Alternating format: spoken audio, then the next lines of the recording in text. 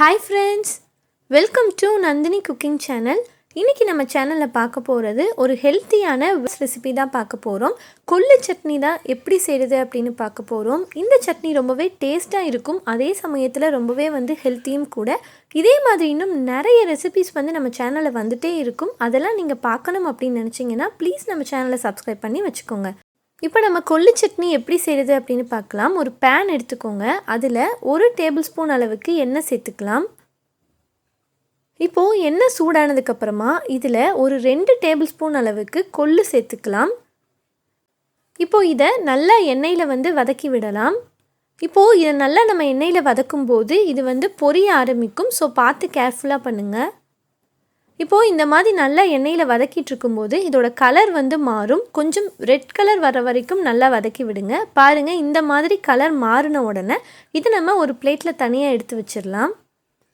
இப்போது அதே பேனில் இன்னும் 1 டேபிள்ஸ்பூன் ஆயில் சேர்த்துக்கோங்க. இப்போது எண்ணெய் சூடானதும் இதில் ஒரு 7-8 பூண்டு சேர்த்துக்கலாம். இப்போ அந்த பூண்டை நல்லா எண்ணெயில் வதக்கி விட்டுக்கோங்க.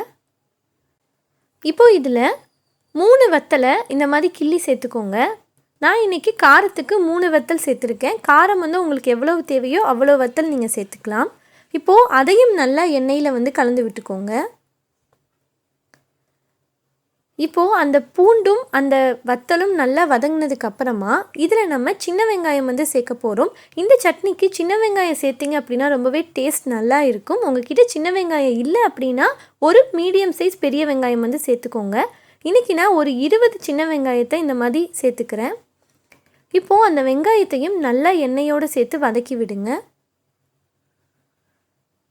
வெங்காயத்தோட கலர் கொஞ்சம் மாறுற வரைக்கும் நல்லா வதக்கி விடுங்க. இந்த சட்னி ரொம்பவே ஹெல்த்தியான ரெசிபி. அதே சமயத்தில் ரொம்பவே டேஸ்ட்டாகவும் இருக்கும். நீங்கள் இட்லி, தோசை இந்த மாதிரி எது கூட வச்சு சாப்பிட்டாலும் ரொம்பவே டேஸ்ட் நல்லா இருக்கும். இப்போது இதில் அடுத்து தக்காளி பழம் சேர்க்க போகிறோம். இன்றைக்கி நான் நல்ல ஒரு பெரிய பழுத்த தக்காளி பழத்தை இந்த மாதிரி குட்டி குட்டியாக கட் பண்ணி வச்சுருக்கிறேன். அதையும் இதில் சேர்த்துக்கிறேன். இப்போது அதையும் நல்லா எண்ணெயில் மசிகிற வரைக்கும் நல்லா வதக்கி விடுங்க. இப்போ இதில் நம்ம அடுத்து புளி சேர்த்துக்க போகிறோம். இந்த மாதிரி கொஞ்சமாக மட்டும் புளி சேர்த்துக்கோங்க. இப்போது அதையும் நல்லா எண்ணெயோடு வதக்கி விடுங்க. இப்போது அந்த தக்காளி நல்லா மசிகிற வரைக்கும் இந்த மாதிரி வதக்கி விட்டுக்கோங்க. இப்போது இந்த சட்னிக்கு தேவையான அளவு உப்பு சேர்த்துக்கலாம். நான் இன்றைக்கி ஒரு 1.5 டீஸ்பூன் அளவுக்கு உப்பு சேர்த்துக்கிறேன். இப்போ நம்ம அதையும் நல்லா கலந்து விட்டுக்கலாம். இந்த மாதிரி தக்காளி நல்லா மசிகிற வரைக்கும் எண்ணெயில் வதக்கி விடுங்க. இப்போது வெங்காயம், தக்காளி எல்லாமே நல்லா மசிஞ்சு வந்துருச்சு.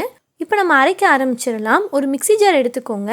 அதில் நம்ம ஏற்கனவே எண்ணெயில் வறுத்து வச்சுருந்த கொள்ளு மட்டும் சேர்த்துக்கோங்க. அதை இந்த மாதிரி நல்லா பவுடராக அரைச்சி எடுத்துக்கோங்க. அதுக்கப்புறமா நம்ம வதக்கி வச்சுருந்த வெங்காயம், தக்காளி, பூண்டு இதெல்லாம் நம்ம சேர்த்துக்கலாம். இப்போ பாருங்கள், நல்லா இந்த மாதிரி நல்லா ஃபைன் பேஸ்ட்டாக அரைச்சி எடுத்துக்கோங்க. இப்போ நமக்கு ஒரு 10 மினிட்ஸில் ஒரு சூப்பரான டேஸ்டியான கொள்ளு சட்னி ரெடி ஆயிடுச்சு. இப்போ இதுக்கு நம்ம தாளிப்பு கொடுத்துக்கலாம். ஒரு பேனில் 2 டேபிள் ஸ்பூன் அளவுக்கு எண்ணெய் சேர்த்துக்கோங்க. நான் இன்றைக்கி நல்லெண்ணெய் சேர்த்துருக்கேன். நல்லெண்ணெயில் செஞ்சு பாருங்கள், ரொம்பவே டேஸ்ட் நல்லா இருக்கும். இப்போ எண்ணெய் சூடானதுக்கப்புறமா இதில் 1 டீஸ்பூன் அளவுக்கு கடுகு உளுந்தம் பருப்பு சேர்த்துக்கலாம். அது நல்லா பொரிய ஆரம்பித்ததும் கொஞ்சமாக கருவேப்பிலை சேர்த்துக்கலாம். இப்போது இது நல்லா எண்ணெயில் பொரிய ஆரம்பித்ததும் இதை நம்ம சட்னியில் சேர்த்துக்கலாம். இப்போ பாருங்கள், நமக்கு ஒரு சூப்பரான ஹெல்த்தியான வெயிட் லாஸ் டிஷ் ரெடி ஆயிடுச்சு. இது இட்லி, தோசை இந்த மாதிரி நீங்கள் எது கூட வச்சு சாப்பிட்டாலும் ரொம்பவே டேஸ்ட் நல்லா இருக்கும்.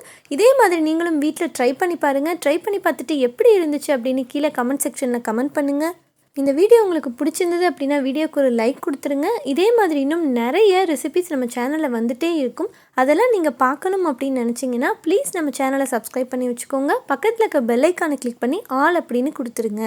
Thank you friends.